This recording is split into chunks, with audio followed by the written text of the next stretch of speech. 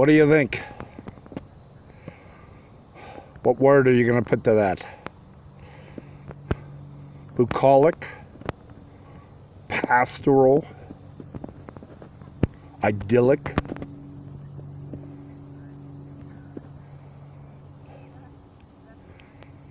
Huge field. Mother, soccer mother, and children. Sunday in July at Columbine High School.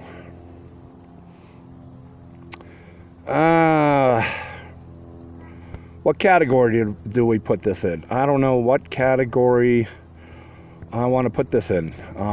Killer Kids. Maybe an episode to Killer Kids. This is obviously a match to the tower at we saw at the Austin campus, the Texas University campus in Austin. Okay. So I don't know what kind of category. Here in the parking lot now.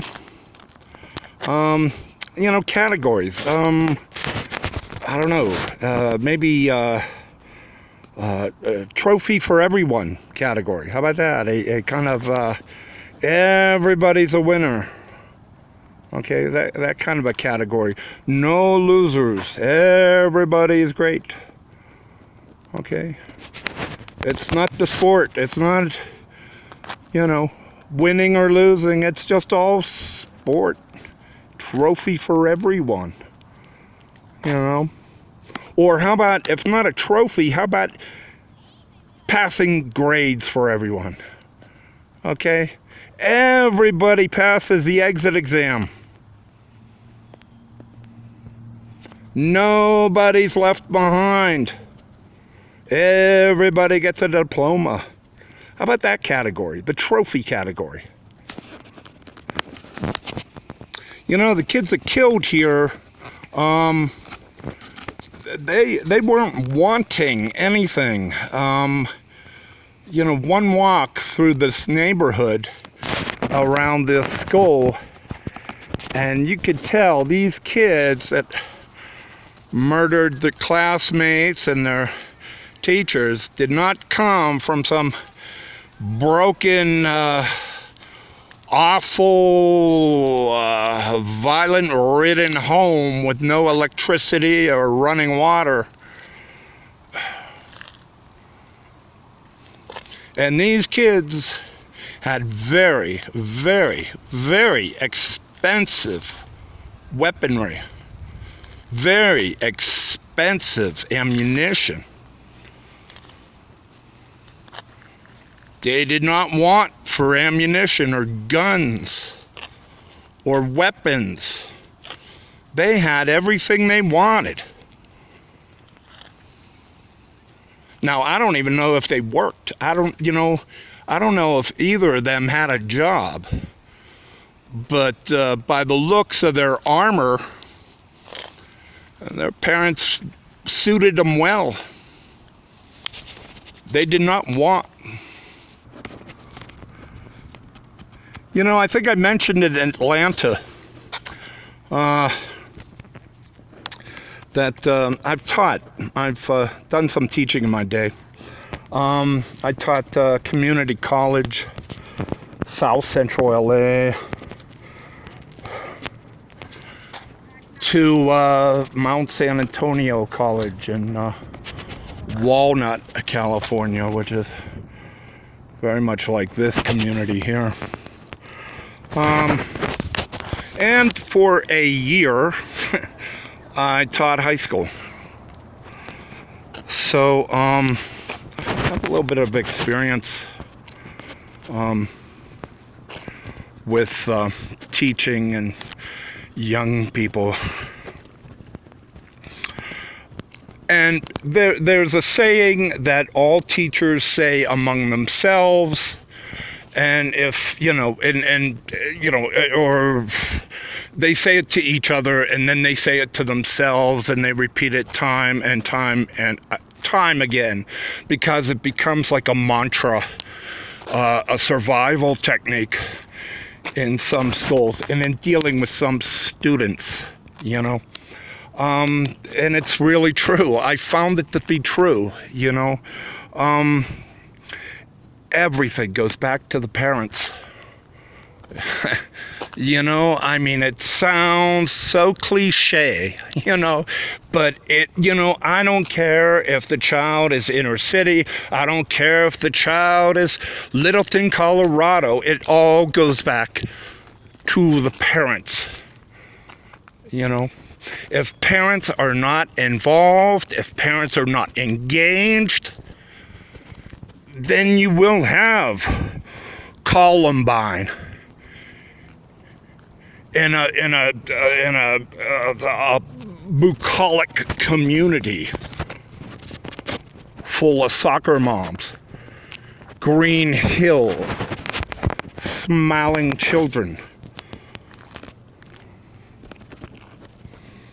It really does go back to the parents, and it goes back to administrators too. Because just as parents shouldn't give trophies or things as a way of substituting work, either on their part or on the student's part. When I talk trophy, I mean, trophies at a soccer game. Or I'm talking diplomas to get out of high school, to falsify, exit exams like they did in so many inner cities, like Atlanta and Columbus, Ohio.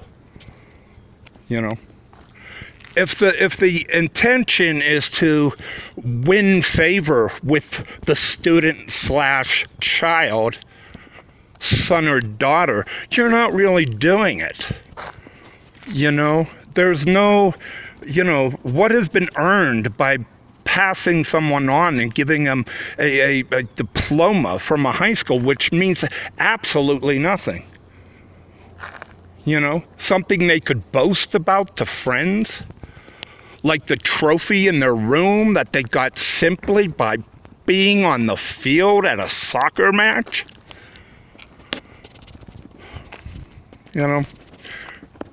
Parent involvement in a child's life is far greater than anything that parent or teacher can give them. It truly is.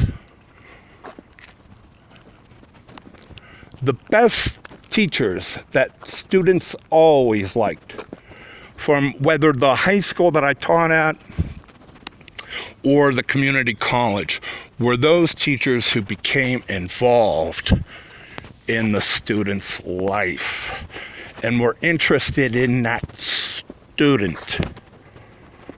Okay?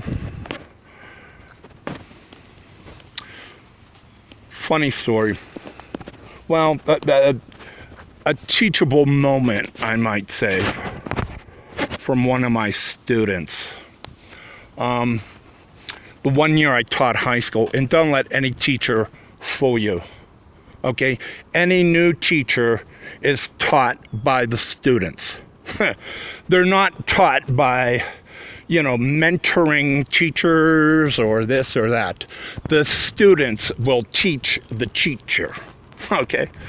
Anyways, that's another blog. I was teaching in a private high school, West Hills, and it was my first teaching job. And private high school, English, all levels, 9 through 12. And it was in a community much like this here. Very exclusive and very private. West Hills. It was in West Hills, California, outside of LA, near Tarzana. And I was... All right, I've just been kicked off the Columbine campus, so I lost my train of thought. I don't know. I thought I, paid sales tax here, but I guess not. Maybe I need property taxes or something, but I've just been kicked off a public high school campus. Yes, 15-year-old security guard is like, oh no, yeah, private property. Oh well, I didn't want to go inside. He's like, oh no, you can't even stand outside now. I said, boy, that's nice. Anyways, what I was about to say is that there was a student in one of my classes at the high school, and he was trouble. I mean, he came in the middle of the semester, and just every day I dreaded seeing him because it was like he just was trouble. I tried everything with him, and no luck. I phoned his house. I phoned his family. I phoned his mother, to talk to her about him, and she never was there, and she never returned any of my calls. Okay, which might tell you something about why he was such trouble in my class.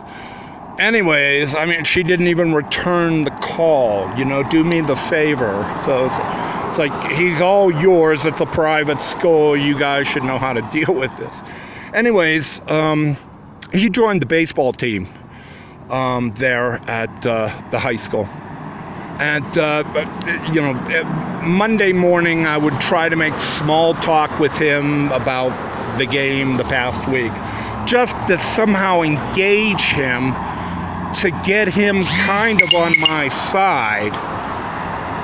And he would never say anything about the game except, why don't you come to a game? Why don't you come and watch me play? And I always poo-pooed it. I just didn't, it's like, well, yeah, maybe, but, I got so much homework. And truth was, I was living miles and miles and miles away from West Hills. I could teach there, but I couldn't live there, kind of thing, kind of ahead of the arc there as far as public servants are concerned. Anyways, that's all we used to say about the game. Come and watch me play. Come and see me play.